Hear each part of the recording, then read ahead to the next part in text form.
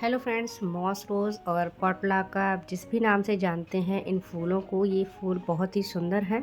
गर्मियों में ये बहुत ज़्यादा खिलते हैं और सबसे ज़्यादा यही फूल आपको नज़र आएंगे। इसमें दो वैरायटी होती हैं, एक पर्सलन और एक पोर्टुलाका। दोनों ही फ्लावर की सेम केयर होती है और सेम तरीके से ही ये फूल खिलते हैं। तो अब बात करते हैं इन फूलों के बारे में। जिनके पास ये पौधा पिछले साल का है, उन लोगों ने इस पौधे में फरवरी में कुछ काम किया था। तो पहला काम था हमारा, जैसे ही फरवरी का महीना स्टार्ट हुआ था, हमने अपने मॉस रोज़ की कटिंग प्रूनिंग कर दी थी, सारा ऊपर से छांट दिया था और क्लीनिंग कर दी थी अपनी मिट्टी की। और साथ ही में हमने इसमें खाद दिया था, फर्टिलाइज़र दिया था। जो भी आपके पास हो, सभी फर्टिलाइज़र इस पौधे के लिए बेस्ट है। ये बहुत ही इजी ग्रोइंग प्लांट है क्योंकि इसमें सभी तरह की खाद इसमें काम करती हैं, लेकिन कुछ खाद स्पेशल हैं। तो पहला काम अब हमें क्या करना है, अब स्टार्ट हो चुका है अप्रैल और हमारे पौधों की स्टेम्स लंबी लंबी हो चुकी हैं। तो हमें अब इनको फिर से प्रून करना है एक बार फिर से, जिससे कि हमारा पौधा और अच्छे से घना हो जाएगा। कुछ फ्लावरिंग हमारे पौधों पर स्टार्ट हो चुकी है, लेकिन बहुत ज़्यादा फ्लावरिंग के लिए हम फिर से इनकी प्रूनिंग कर देते हैं। बहुत ज़्यादा समय नहीं लगेगा, नई नई ब्रांचेस और भी आ जाएंगी। इन्हीं ब्रांचेज़ों में से 5-5, 6-6 ब्रांचेस और निकलेंगी और ये बहुत ही घना हो जाएगा। जितनी ज़्यादा स्टेम उतने ज़्यादा फूल आएंगे।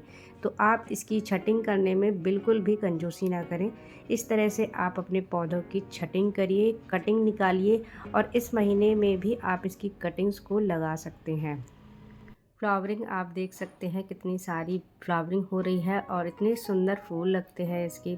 सुबह से लेकर शाम तक खिलते रहते हैं और इसको हरा भरा बनाए रखने के लिए एंड में एक फर्टिलाइज़र जो कि इस प्लांट के लिए बहुत ही बेस्ट है। वीडियो को एंड तक ज़रूर देखिएगा। तो पहला काम कर लिया है हमने अपनी मॉस रोज़ में प्रूनिंग का। तो ये सभी स्टेम्स को काट काट कर हमने छोटा कर लिया और इकट्ठी हो गई हमारे पास स्टेम्स। अब हम दूसरा काम करेंगे, अपनी इन्हीं कटिंग्स को दूसरे पॉट में ग्रो करेंगे। इससे फ़ायदा ये है कि हमारा मॉस रोज़ मल्टीप्लाई भी हो गया, घना भी हो गया और हमारे कई पॉट्स भी तैयार हो जाएंगे। इस महीने में भी इसकी कटिंग बहुत आसानी से लग जाती है। आप कटिंग लगाइए और 2-3 दिन के लिए आप इन्हें सेमी शेड में रखिए। धूप में इनको नहीं रखना है और जब आपको ये खिलती हुई नज़र आ जाए तो आप इनको धूप में शिफ्ट कर सकते हैं। तो 3-4 दिन के लिए इनको धूप में नहीं रखना है। इन सभी कटिंग्स को लगाने के बाद इन कटिंग्स में जितनी भी कलियां बन रही होंगी, वो कटिंग्स में जड़ें आए या ना आए, लेकिन वो खिलकर ही रहेंगी। इस प्लांट में यही स्पेशल है कि हम कटिंग यदि काट भी लेते हैं तो इसकी कली खिलती ज़रूर है, चाहे उसकी कटिंग लगाए हमें एक दिन ही क्यों ना हुआ हो। और यही मैंने भी देखा है, जब मैंने कटिंग लगाई थी तो डेली इसमें फ्लावरिंग खिलती रही थी। नई कलियाँ नहीं बनती हैं, लेकिन पुरानी कलियाँ खिलने लग जाती हैं। इस समय यदि आपको किसी के घर में भी कटिंग नज़र आए तो आप वहाँ से भी ला सकते हैं, क्योंकि अब ये मॉस रोज़ अच्छे से ग्रो हो चुका है। इस तरह से हमने अपने 2 पॉट्स और तैयार कर लिए हैं और इनको घना होने में ज़्यादा समय नहीं लगेगा। इस तरह से आप और भी कलर को अपने गार्डन में ऐड कर सकते हैं। अब तीसरा काम करना है, अपने इस मॉस रोज़ का फेवरेट फर्टिलाइज़र, जो कि 1 बाल्टी पानी मैंने लिया है और उसमें ये प्याज के छिलके।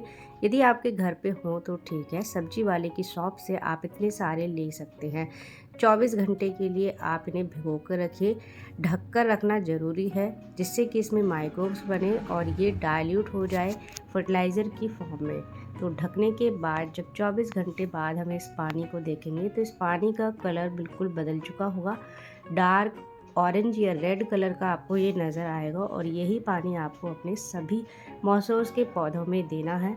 यदि आप इसको कम पानी में बनाते हैं तो डाइल्यूट कर लीजिए और पानी डालकर। मैंने बहुत सारे पानी में बनाया है तो इसलिए मैंने इसे डाइल्यूट नहीं किया है। आप इस फर्टिलाइज़र का प्रयोग और सभी फूलों वाले पौधों में भी कर सकते हैं, लेकिन इस पानी का प्रयोग सिर्फ 10 दिन तक करना है। 10 दिन के बाद आप इसका नया लिक्विड बनाएं। इस फर्टिलाइज़र को इस समय आप हर 5वें दिन पर दे सकते हैं, क्योंकि इस समय बहुत सारी कलियां बन रही होंगी और जिस समय कलियां बनती हैं उस समय फर्टिलाइज़र देना जल्दी जल्दी बहुत ज़रूरी है। वीडियो पसंद आया हो तो लाइक शेयर करना मत भूलिए।